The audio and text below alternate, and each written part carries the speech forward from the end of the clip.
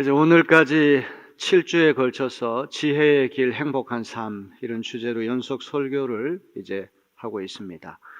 오늘 7번째 설교를 하고 이제 다음 주일부터 2주 동안에는 아브라함이 100세 난 아들 이삭을 하나님의 제단 앞에 바친 유명한 이야기, 그 말씀을 한 번은 아브라함의 시각에서 설교하고 또 한 번은 이삭의 시각에서 상하로 나누어서 설교를 하려고 합니다.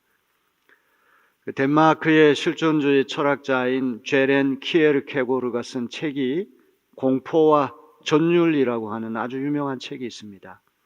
그 공포와 전율이라고 한 책이 아브라함이 100세 난 아들 이삭을 하나님 앞에 바친 이야기를 다루고 있어요.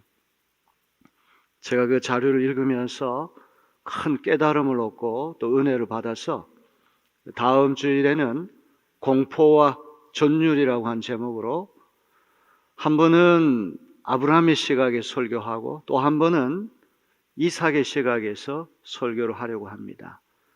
여러분 기대하는 마음으로 한번 아브라함이 이삭 바친 이야기를 잘 읽어보시고 그렇게 오시면 더 큰 은혜 받는 역사가 일어나게 될 줄로 믿습니다. 인생을 살아가는데 지혜가 얼마나 중요한지 몰라요. 지혜가 없어가지고 우리가 넘어지고 지혜가 없어가지고 우리가 덤벙덤벙 실수를 많이 합니다. 무엇보다도 지혜가 부족하기 때문에 불행한 인생을 살 때가 많습니다. 행복이라고 하는 건 이렇게 되면 그때 가서 행복하다 이거 아닙니다. 환경이 변해서 만들어지는 것이 아니라 행복은 우리 인격의 문제고 성품의 문제고 기질의 문제입니다. 지금 여기에서 행복한 사람은 어느 곳에 가서든지 항상 행복할 수가 있어요. 내가 더 큰 평수의 아파트로 이사 가면 행복할 것이다 이렇게 생각하지만 아무리 큰 평수의 아파트로 이사를 간다고 할지라도 잠깐만 행복할 뿐이지 또 다른 욕심이 밀려옵니다. 그래서 먼저는 지혜로운 길을 걸어야지 그 지혜로운 길에서부터 참된 행복이 시작된다는 것을 잊지 말아야 됩니다. 지혜는 지식과 정보와는 차원이 달라요. 돈을 벌기 위해서는 지식이 있어야 됩니다. 정보가 있어야 됩니다. 주가라든지 증권에 대한 지식과 정보가 필수적이에요. 그러나 돈을 번 다음에 이 돈을 어떻게 쓰느냐의 문제는 지식과 정보의 문제가 아니라 지혜의 문제입니다. 돈을 버는 것도 지혜가 있어야 되겠지만 훨씬 더 중요한 것이 돈을 쓰는 건데 그 지혜가 없게 되면 사치와 방탕을 위해서 흥청망청 쓰다가 폐가 망신하는 사례가 적지 않아요. 돈이라고 하는 것이 얼마나 좋은 일 많이 합니까? 정말 지혜롭게 사용만 한다면 하나님께 영광을 돌리고 많은 이들에게 선익을 끼칠 수 있습니다. 지혜라고 하는 것이 이렇게 중요한데 지혜는 이게 돈으로 사고 팔 수 있는 문제도 아니고 권력이 높다고 해서 마음대로 부릴 수 있는 것도 아니에요. 욥기 28장이 지혜의 장인데 광부들이 어디에 가면 금이 있고 어디에 가면 은이 있고 어디에 가면 다이아몬드 있고 사파이아, 홍옥, 금은 보석에 대해서 잘도 알아서 천리 먼 길을 찾아가서 굴을 뚫고 천장에 대롱대롱 매달려가 채굴을 합니다. 이렇게 숨은 보석도 잘도 찾아내는 사람들이 지혜가 어디 있는지 모른다는 거예요. 오리무중. 왜? 지혜는 하나님이 주시는 선물이기 때문에 그래요. 야고보서에서 말씀하잖아요. 너희 중에 누구든지 지혜가 부족하거든 후히 주시고 꾸짖지 아니하신 하나님께 구하라. 그리하면 주시리라. 우리 가운데 지혜가 넉넉한 사람이 어디 있겠습니까? 태산이 높다 하되 하늘 아래 메로다. 아무리 지식을 자랑하고 아무리 정보를 자랑하고 아무리 IQ를 자랑한다고 할지라도 지혜의 근원이시고 지혜 자체이신 하나님을 어떻게 따라갈 수 있겠습니까? 하나님의 지혜에 비하면 우리가 가진 지혜는 큰 대양의 물 한 방울밖에 되지 않을 거예요. 그리하여 우리는 범사에 납작 엎드려 하나님의 지혜를 사모하고 하나님의 지혜를 구하는 사람들이 되어야 할 줄로 믿습니다. 잠언서 8장 17절 말씀, 귀한 말씀입니다. 나를 사랑하는 자들이 나의 사랑을 입으며 나를 간절히 찾는 자가 나를 만날 것이니라. 하나님을 사랑하는 이가 하나님의 사랑을 받고 하나님을 간절히 찾는 자가 하나님을 만난다고 그랬거든요. 하나님이 주시는 지혜와 하나님이 여기 나라고 하는 말일 거예요. 이게 좀 철학적 용어로 존재와 존재물이라고 그러죠. 이 존재라고 하는 것은 나라고 하는 하나의 통일된 인격인데, 제가 가진 돈이라든지 지식이라든지 모든 것은 이 나라고 하는 존재에서부터 파생되는 존재물이에요. 하나님이라고 하는 그분에게서부터 흘러나오는 지혜, 지혜는 하나님의 존재에서 흘러나오는 존재물이라고 할 수 있겠죠. 하나님의 지혜는 어떤 이들이 갖게 됩니까? 하나님을 사랑하고 하나님을 간절히 찾는 자가 하나님으로부터 파생되는 지혜를 선물로 얻게 될 줄로 믿습니다. 여러분이 지금까지 어리석은 인생을 살아왔다고 한다면 지금부터는 정신을 똑바로 차리고 지혜로운 인생을 살기를 바랍니다. 행복한 삶을 살기를 바랍니다. 그러기 위해서는 어떻게 해야 됩니까? 하나님을 힘써 사랑하고 하나님을 간절히 찾는 분들이 되기를 바랍니다.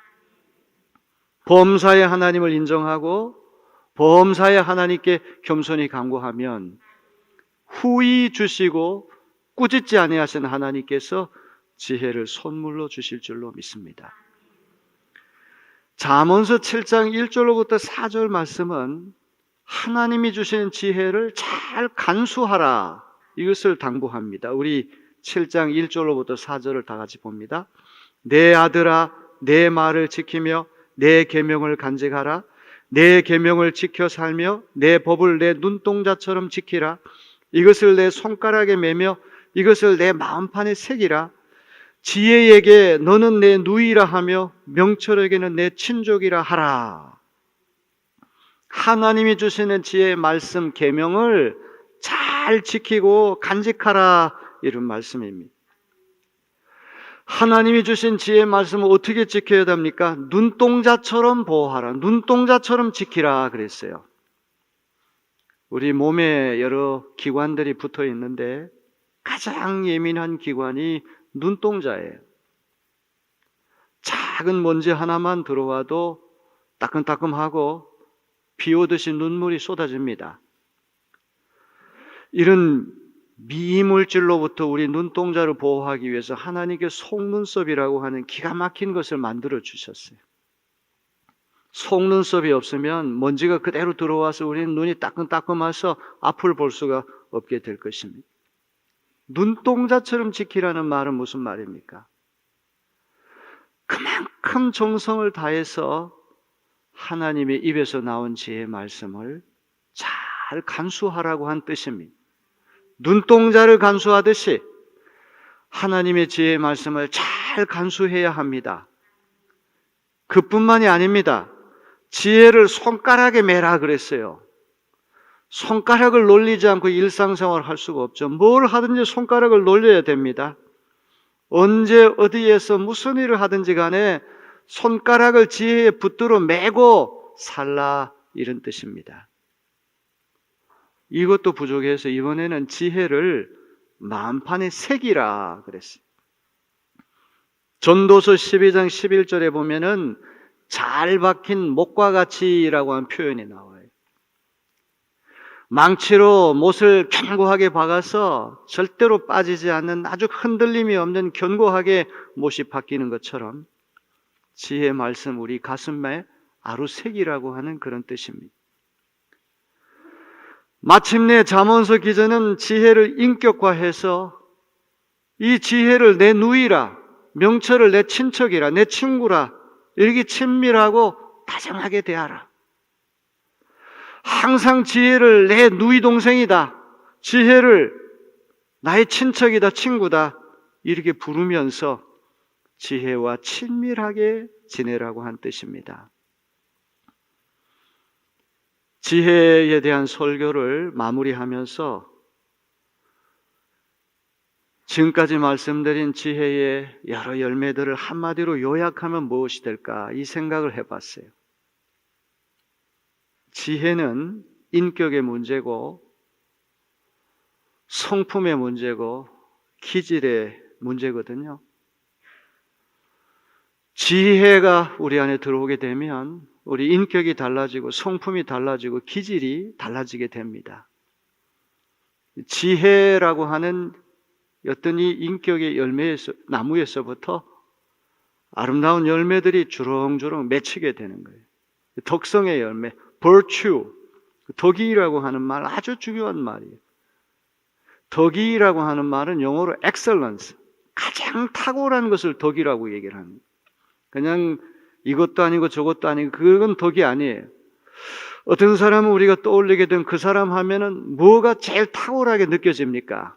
아무개 하면 정직이야. 아무개 하면 겸손이야. 아무개 하면 친절이야. 아무개 하면 인내야. 그 사람의 여러 가지 인격적인 자질 가운데 압도적으로 두드러진 excellence, 탁월한 것이 하나 떠오르면 그게 바로 virtue라고 하는 것이죠. 지혜가 우리 안에 들어와서 지혜가 우리 인격의 일부분이 되고 성품의 일부분이 되고 기질의 일부분이 되면 이 지혜라는 인격의 나무에서부터 덕성의 열매들이 많이 맺히게 됩니다.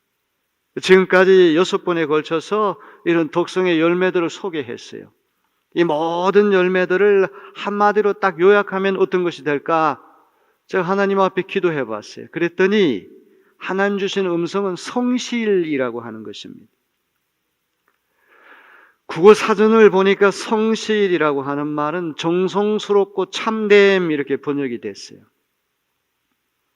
사실 이 성실에 딱 부합하는 영어 단어가 하나 있는데 integrity라고 하는 말이에요.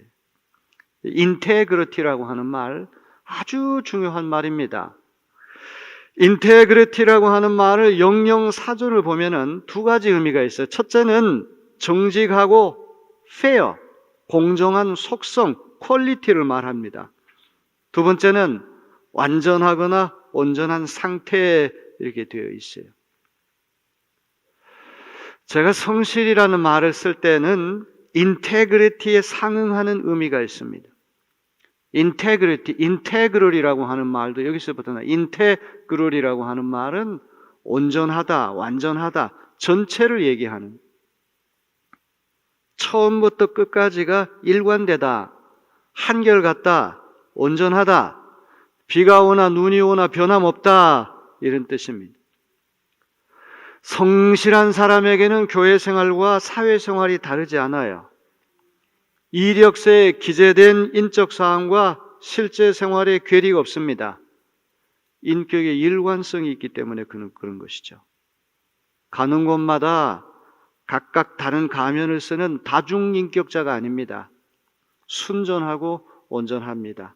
간사함이나 허위가 없습니다.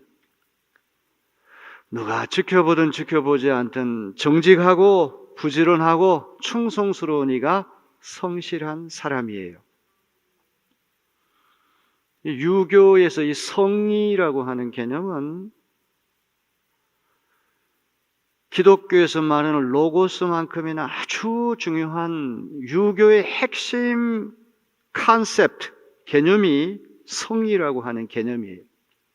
성의라고 하는 말, 정성성자라고 하는 말은 말씀 언에다가 이룰성이 결합이 돼 있어요. 말을 이룬다. 말한 대로 행동으로 보인다는 그런 말.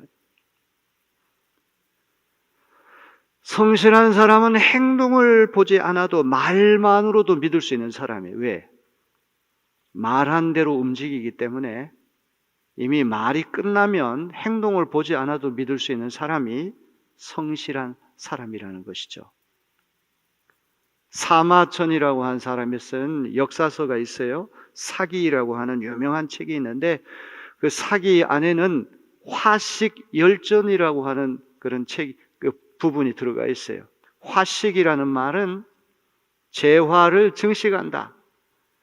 재물을 늘려가지고 부자가 된 사람들을 소개하는 부분이 있는데, 이 화식 열전에 보면은 아주 밑바닥에서부터 허름한 장사를 시작해가지고 거부가 된 사람들을 소개합니다. 농사꾼도 있고 기름 장수도 있고 술 장사도 있고 직업의 귀천을 따지지 않고 다양한 직업군에 종사하면서 부자가 된 사람들을 다루고 있는데, 이 화식 열전이 소개하는 부자들의 공통점이 하나 있습니다. 그들은 모두 근면하고 성실한 사람들이라는 말이에요. 남들이 보기에는 운이 좋고 약사 빨라가지고 거부가 됐다고 생각할지 모르지만, 한 사람이 거부가 되는 것은 하루 이틀에 갑자기 된 문제가 아니란 말이죠. 성실하게 손님이 많을 때나 적을 때나 한결같은 마음으로 성실하게 일을 해가지고 화식, 재화를 증식시켰다고 하는 그런 말이죠.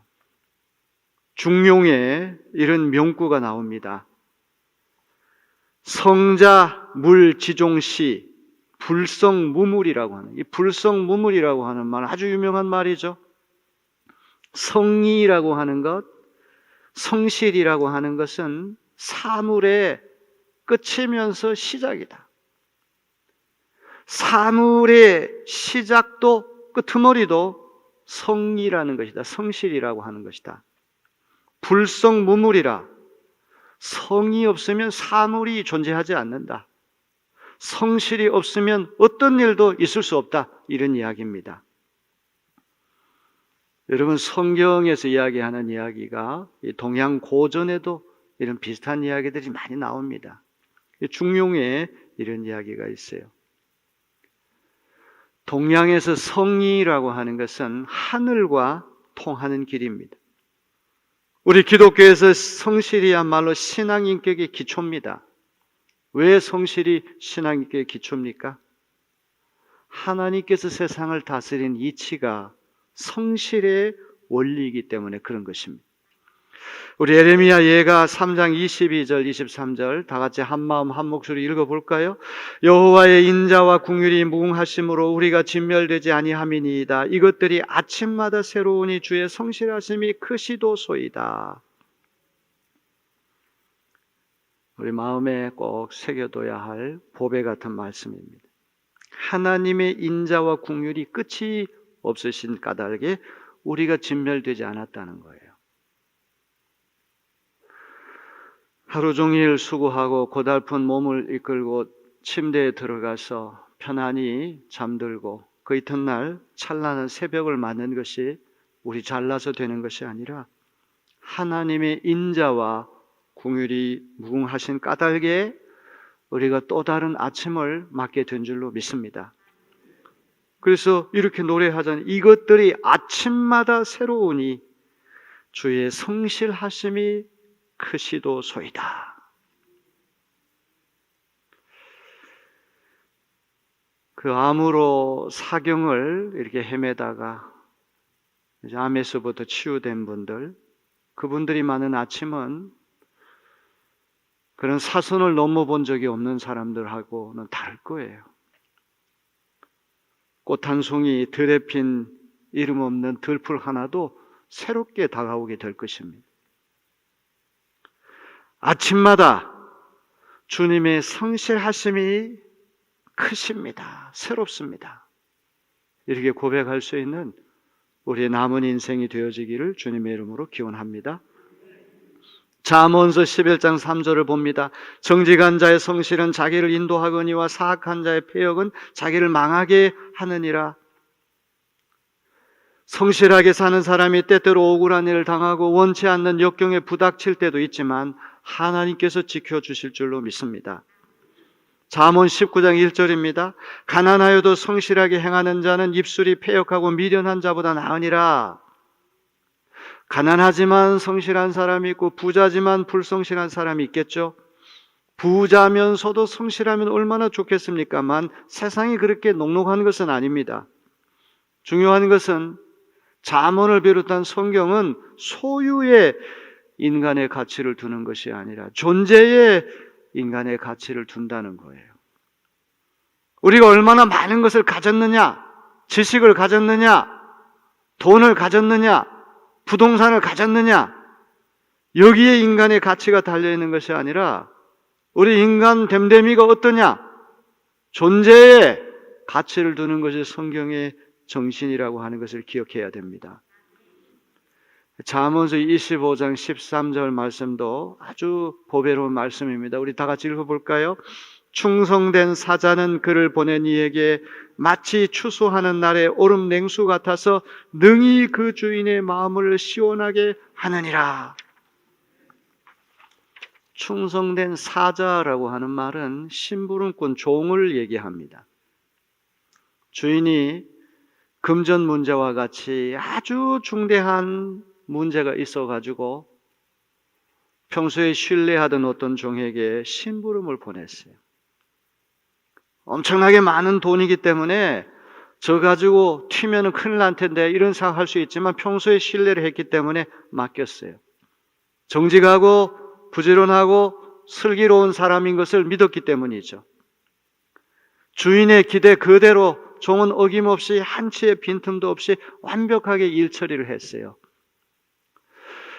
이런 종은 주인에게 추수 때의 얼음 냉수 같다, 이런 표현을 써요. 팔레스타인에서 추수할 때는 떼약볕이 내리쬐이고 땀이 많이 나고 목에 갈증이 생깁니다. 그때 한 바가지의 얼음 냉수라고 하는 것은 얼마나 시원하고 얼마나 고마운 일인지 알 수가 없어요.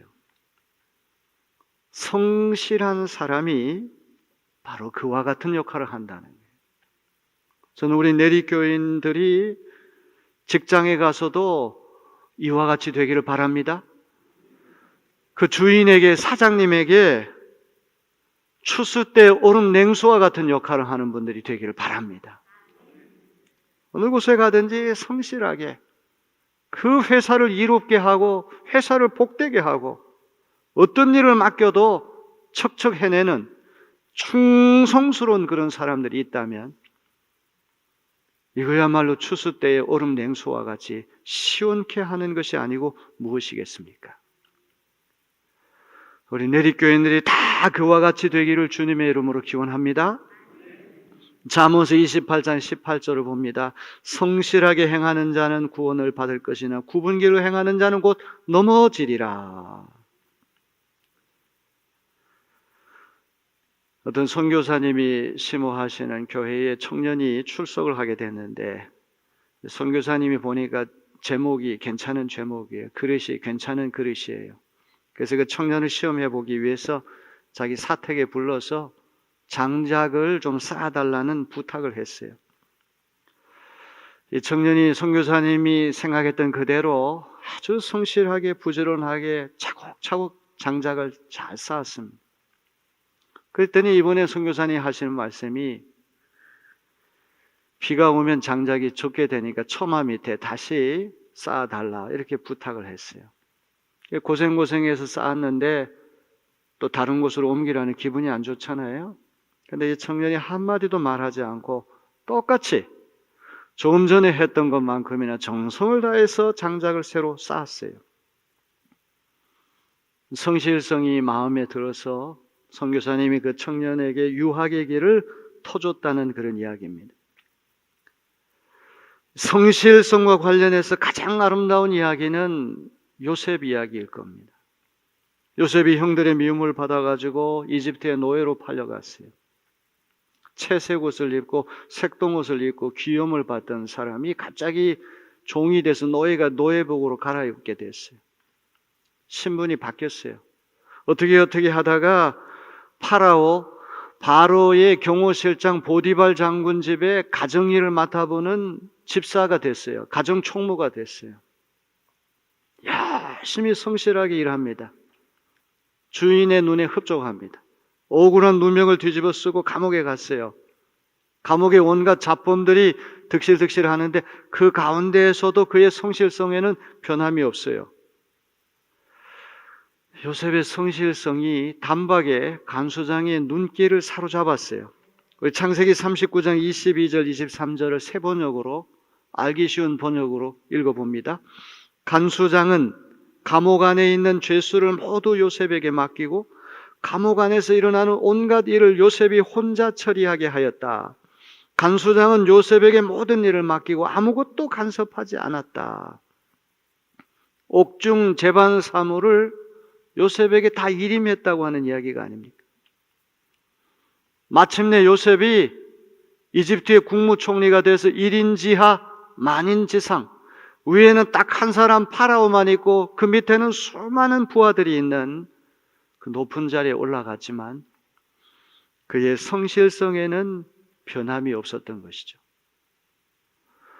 보디발 장군 집에 가정 총무로 있었을 때나 옥중 사무를 맡았을 때나 국가의 중책을 맡았을 때나 일관성이 있게 됐다는 말, 이것이 성실성이라고 하는 것을 우리는 기억해야 됩니다.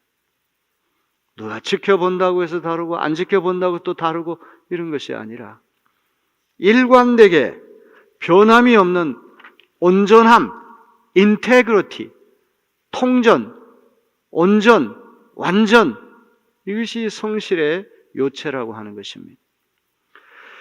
골로새서 3장 22절로부터 23절을 세 번역으로 읽으면서 제 설교를 마치려고 합니다. 우리 골로새서 3장 22절, 23절 우리 다 한번 같이 읽어볼까요? 종으로 있는 이 여러분 모든 일에 육신의 주인에게 복종하십시오. 사람을 기쁘게 하는 자들처럼 눈가림으로 하지 말고 주님을 두려워하면서 성실한 마음으로 하십시오.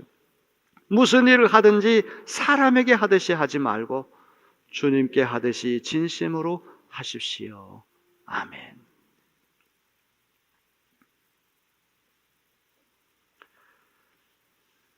학생들을 이렇게 가르치다 보면은 정말 정성을 다해서 아는 걸 하나라도 더 가르쳐 주려고 그래요.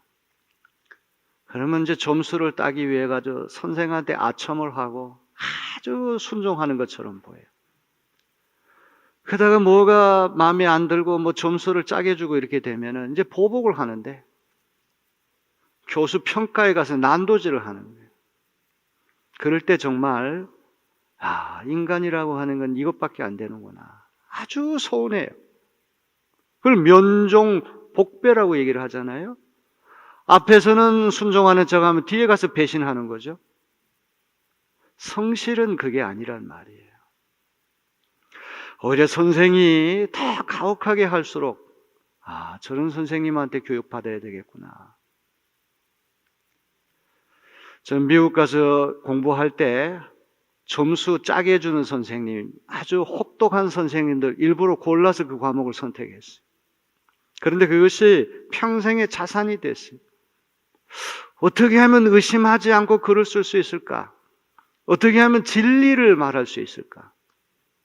허튼 말을 하지 않고 어떻게 진리를 말할 수 있을까? 이거 훈련돼야 되는 거 아닙니까? 대충 해도 개판으로 해도 잘했다고 하는 선생이 이게 좋은 선생입니까? 아닙니다. 혹독한 훈련을 거쳐가지고 한 학자가 만들어지는 거예요. 저의 배후에는 그런 선생님들이 있었기 때문에 오늘 제가 있거든요. 사랑하는 성도 여러분, 성실한 분들이 되시기를 주님의 이름으로 기원합니다. 인테그리티, 한결같은 사람이 돼야 되는 거예요.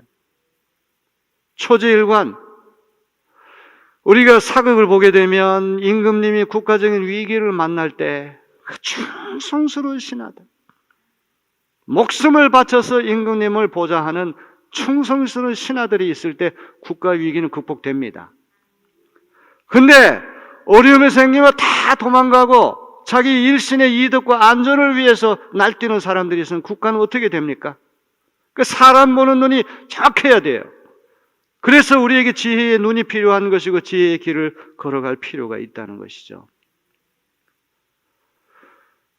제가 이제 회갑을 넘기고 이렇게 되다 보니까 철이 들기 시작하는 거예요. 철이 들게.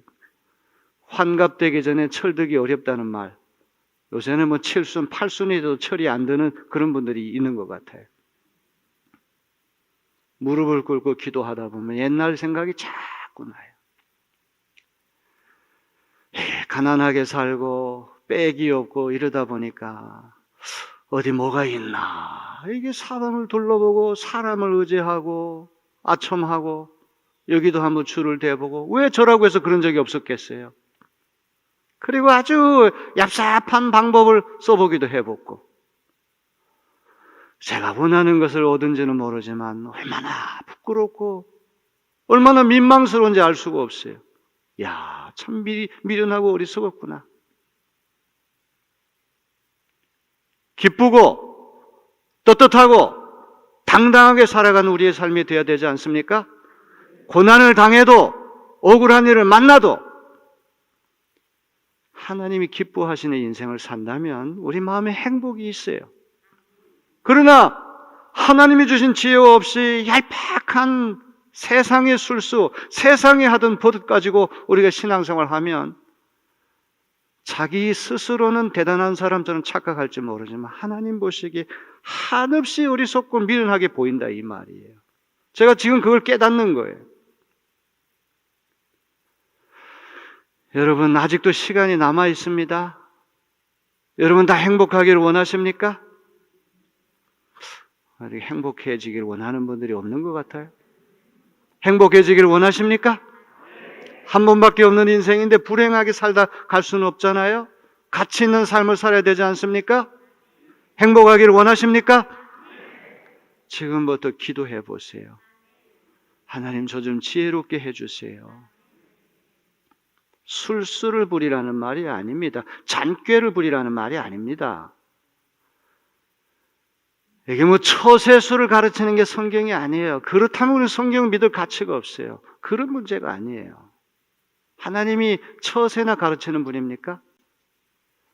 훨씬 더 근본적이고 기초적인 것들을 우리에게 가르쳐 주는 거예요. 여러분 삶이 다 지혜롭고 행복한 삶이 되어지기를 주님의 이름으로 기원합니다.